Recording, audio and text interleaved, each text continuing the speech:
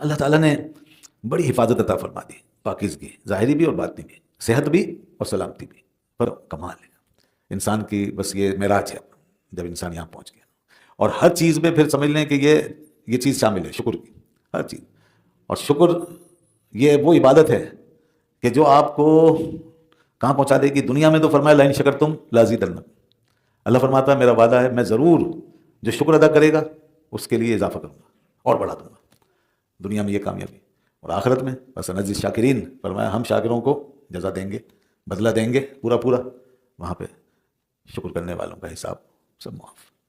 ایک تو حساب معاف، ورنہ تو سوال ہوگا کہ میری نعمت یہ تمہیں ملی، اس کا حق بتاؤ ادا کیا، اس کا حق ادا کیا، اس کا حق ادا کیا؟ کافر تو پھنس جائے گا، وہ تو بھائی منکر، تو وہ پھنس جائے گا، اور مسلمان بھی خطرے میں پڑ جائے گا اگر شکر ادا نہیں کر پائے گا۔ تو شکر ادا کرنے والا جب پہنچ جائے گا تو حساب کتاب سارا خود ہی اٹھ جائے گا، اور اس کے بعد پھر اللہ اس کا اجر عطا فرمائے گا۔ اور فرمایا نبی پاک صلی اللہ علیہ وسلم نے کہ جب آدمی کھانے کے بعد کہتا ہے نا الحمدللہ رب العالمین، کچھ بھی کھانے کے بعد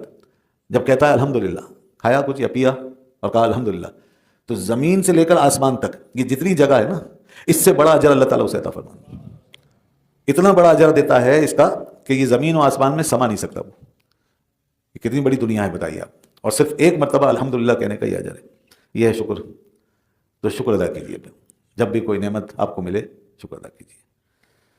شیخ سعدی رحمۃ اللہ علیہ تو یہاں تک فرماتے ہیں کہ ایک ایک سانس پہ شکر ہے، جو سانس باہر نکلے یہ شکر کا مقام ہے، جو سانس اندر گئی یہ شکر کا مقام ہے، کیوں؟ یہ ہے شکر۔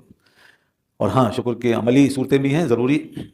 کہ ان پہ بھی چلنا پڑے گا، ورنہ یہ زبانی کلامی تو خالی صرف لپ سروس ہو کے رہ جائے گی۔ ہاں وہ کیا کہ آپ پھر اس نعمت کو ضائع مت کریں، اسراف مت کریں، اس کا حق ادا کریں،